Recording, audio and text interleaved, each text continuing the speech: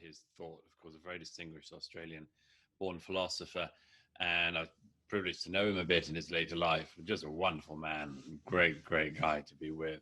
And he, in his book, The Liberal Imagination, I think it was, used this analogy. I mean, one of Ken's geniuses, it seemed to me always, was that he had that skill that we used to associate with philosophy and thought, which was the skill to take highly complex ideas and make them understandable. This, of course, is exactly the opposite of the current age, where the idea of anyone involved in ideas is to take really quite straightforward ideas and concepts and make them sound completely unintelligible.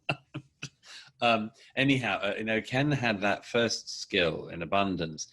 And in that book, he refers to St. Georgian retirement syndrome as being one of the risks that liberalism can end up in.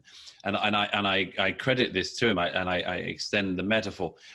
What Minogue was saying was that liberalism had within it this tendency to keep on searching for causes to fight in order to justify its existence, so that it could end up like St. George in retirement, that is, that St. George got so much credit for slaying the dragon that he might be tempted to go around the land looking for other dragons to slay. And if there are a paucity of dragons, he might find himself swinging his sword at ever smaller creatures, until eventually one day St. George might be found swinging his sword at thin air.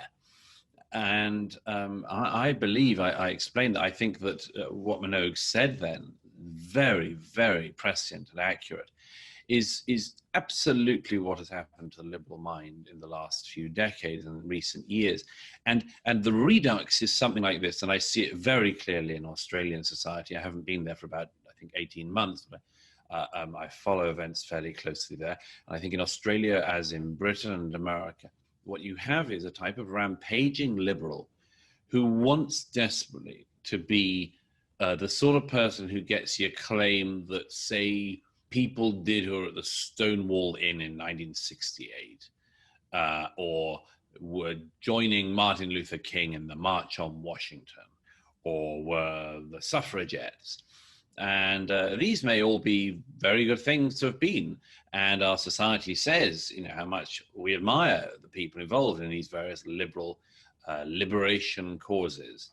The thing is, of course, is that today, the people who want to be deemed to have exactly that amount of virtue, to have been exactly that good and involved in those good causes, are at best sort of staggering around the land looking for chickens to machete. And in actual fact, I think in most cases, swinging their swords at thin air. The gay press, such as it is in all of our countries, is left, trying desperately to find some regional politician who once said something on social media that wasn't totally in accord with 2020's views about gays. They're desperate to find misogynists, absolutely desperate for it. And then you have this, what I've always described as one of the oddest things of our age, which is the fact that the desire to find racism is in very disproportionate context to the actual extent in which we have racism in our societies. Thank goodness our societies are not racist. Certainly, they're not tolerant of racism. And so we have what I've always described as this supply and demand problem, where the so-called anti-racists have a huge demand for racists. There's just not that much of a supply of them. And that's a problem for them because these enemies give their lives meaning, and the vindication they feel if they can be claimed to be within the orbit of the great human rights protesters and causes, it gives their lives purpose. So I think this has become a perversity of modern liberalism, as Ken Minogue warned, that we have people. We will make America great again.